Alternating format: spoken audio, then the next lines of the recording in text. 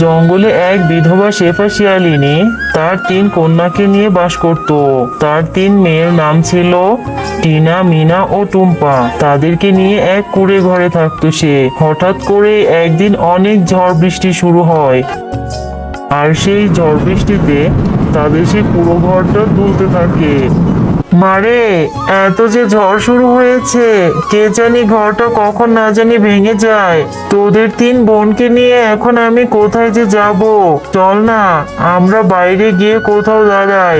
ঝড়ে যদি ঘরটা ভেঙে আমাদের গায়ের উপরে পড়ে, তাহলে যে আমরা কেউই বাঁচতে পারবো না রে মা। বাইরে যে অনেক ঝড় হচ্ছে মা, আমার যে অনেক ভয় করছে। যদি আমার বোনদের কিছু হয়ে যায়, তুমি বাইরে গিয়ে দাঁড়াবে কি করে? বাইরেও যে অনেক ঝড় বৃষ্টি হচ্ছে, মনে হচ্ছে ঘরের চালটা এক্ষুনি আমাদের গায়ে এসে পড়বে। আর বাইরে ঝড় অনেক বেশি হতে শুরু করে। আর তখন মিনার মা শেফা শিয়ালিনী বলে যে, এখন যে কিছু করার নেই রে মা, চল তোরা তাড়াতাড়ি আমার সাথে এক্ষুনি বেরিয়ে পড়, না হলে যে আমরা 4 জনই মারা পড়বো। এই বৃষ্টির মধ্যে না হয় বাইরে থাকতে একটু কষ্ট হবে মা, মরতে তো হবে না।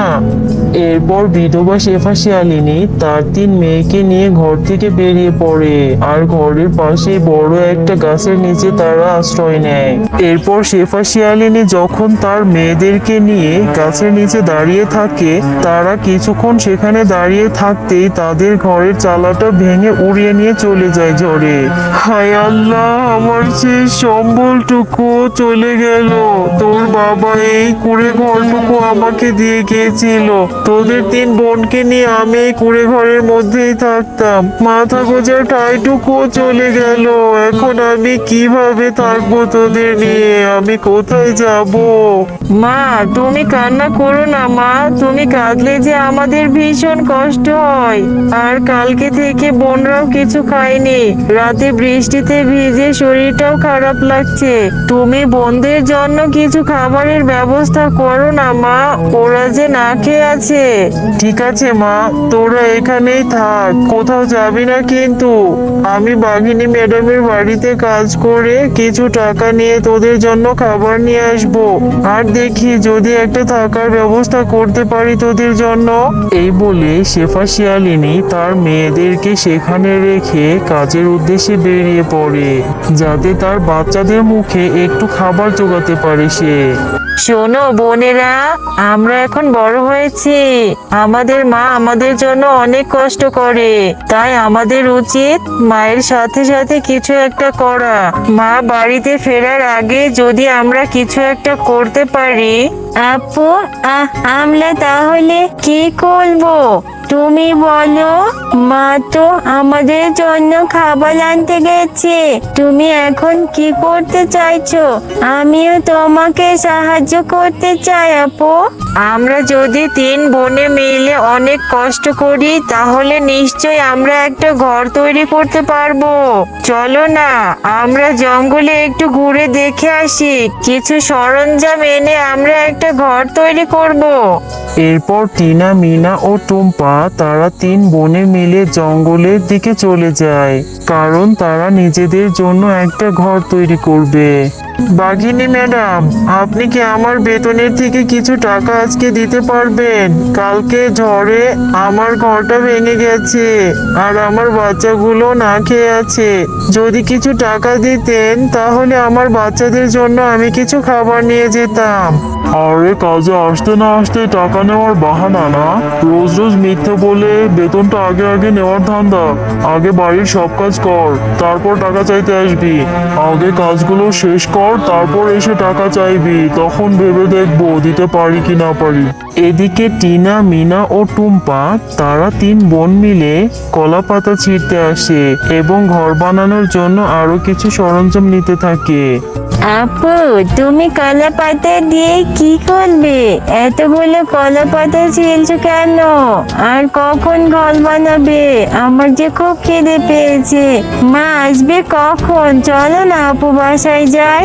এরপর টিনা, মিনা ও টুম্পা তারা তিন বোন মিলে কিছু কলার পাতা, কাঠ ও বাঁশ নিয়ে জঙ্গলের দিকে যেতে থাকে ঘর বানানোর জন্য। আর তারা তিন বোন অনেক পরিশ্রমের পর একটা কলার পাতার ঘর বানাতে সফল হয়। বোন, দেখেছিস, হয়ে গেছে। আমরা অনেক চেষ্টার পর ঘরটা বানাতে পারলাম। আর একটু কষ্ট কর, অল্প একটু কাজ বাকি আছে। বোন, দেখলি তো তোরা, সবাই মিলে কাজ করলে অনেক কঠিন কাজও সহজে করা যায়। আমরা অনেক কষ্টের পর ঘরটা করতে সফল হয়েছি। মা এসে দেখলে অনেক খুশি হবে। আপু, ঘর তো বানানো হলো, কিন্তু ঘরের মধ্যে তো কিছু পরিষ্কার করা হয়নি। চলো না, আমরা সবাই মিলে ঘরের ভিতরটা পরিষ্কার করি। তারপর যখন মা আসবে দেখলে অনেক খুশি হবে। এরপর শেফা শিয়ালিনী যখন তার ভাঙা ঘরটার কাছে আসে আর তার মেয়েদের দেখতে না পেয়ে সে বলতে থাকে যে, এ কি, আমার মেয়ে তিনটেকে তো আমি এখানে রেখে গিয়েছিলাম, কোথায় গিয়েছে ওরা? আমার ঘর বাড়ি সব চলে গেল, এখন আমার মেয়ে তিনটেকেও দেখতে পাচ্ছি না, আমার কি হবে এখন? তার মেয়েদের সেখানে দেখতে না পেয়ে সে তার মেয়েদের খুঁজতে জঙ্গলে বেরিয়ে পড়ে। আর সে পাগলের মতো তার মেয়েদের ডাকাডাকি করতে থাকে। মা টিনা, মিনা, টুম্পা, কোথায় গেলি রে মা? এদিকে আয় না, দেখ না আমি তোদের জন্য খাবার নিয়ে এসেছি। আর এদিকে টিনা, মিনা ও টুম্পা তারা তিন বোন মিলে তাদের বানানো সেই কলাপাতার ঘরটি পরিষ্কার করতে থাকে। আর তাদের মা শেফা শিয়ালিনী তার পাশে এসে তাদের ডাকাডাকি করতে থাকে। টিনা, মিনা, টুম্পা, কোথায় গেলি রে মা? তাড়াতাড়ি আমার কাছে আয় না, তোরা ছাড়া আমি কি করে থাকবো? তাড়াতাড়ি আমার কাছে আয়। আপু, দেখো না, জানালা দিয়ে মাকে দেখা যাচ্ছে। মা আমাদের ডাকছে আর আমাদের জন্য খাবারও নিয়ে এসেছে। চলো না, মার কাছে যাই। হ্যাঁ বোন, আমরা তো ভুলে গিয়েছিলাম যে মা আমাদের জন্য চিন্তা করবে। তাড়াতাড়ি চলো, না হলে যে মা দুশ্চিন্তা করবে। মায়ের কাছে যাই আমরা, আমাদের তো ঘর এখন পরিষ্কার করা হয়ে গেছে। তারপর টিনা, মিনা ও টুম্পা তারা তিন বোন মিলে তাদের মায়ের কাছে যেতে থাকে। আরে মা, তোরা এটা কি করেছিস? এই ঘরটা তোরা কি করে বানালি? আমি তো বিশ্বাসই করতে পারছি না, এত বড় ঘর কি করে করলি? আমার মেয়েরা যে এত বড় হয়ে গেছে আমি তো ভাবতেই পারিনি। নে মা, তোরা সারাদিন অনেক খাটাখাটনি করেছিস, তোরা যে এত কষ্ট করতে পারিস। আমি বাঘিনী ম্যাডামের কাছ থেকে কিছু টাকা নিয়ে তোদের জন্য এই ফলগুলো কিনে এনেছি। আমি তো জানি তোরা অনেক ক্ষুধার্ত, তাড়াতাড়ি খেয়ে নে মা। মা, আমার যে খুব ক্ষুধা পেয়েছে। কালকে বৃষ্টিতে ভিজেছি, শরীরটা ভালো লাগছে না। আপুর সাথে অনেক কাজ করেছি, আমার খুবই ঘুম পেয়েছে। আমি তোমার সাথে ঘুমোবো, আমাকে খাইয়ে দাও। এরপর শেফা শিয়ালিনী তার তিন মেয়েকে খাইয়ে দিয়ে তারা আরামে ঘুমিয়ে পড়ে। আর তাদের সেই কলাপাতার ঘরের মধ্যে তারা মা ও মেয়ে